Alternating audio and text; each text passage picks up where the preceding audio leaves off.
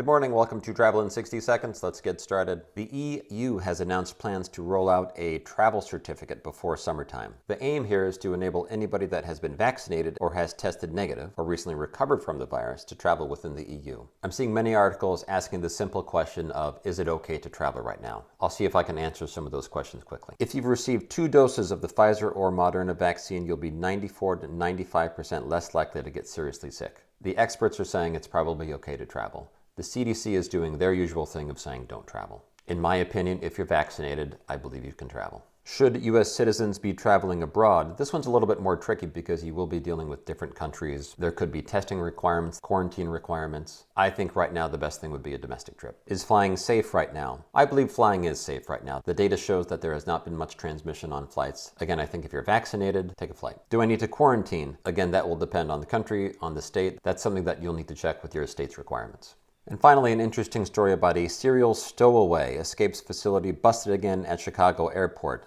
Marilyn Hartman, who is 69 years old, she has fooled the TSA at least 30 times over 3 decades. She has managed to sneak past airport security and board dozens of flights without a ticket, and she just escaped from an electronic monitoring residential facility before returning to the airport. Look for a movie coming out on that. That's all we have today. Talk to you tomorrow.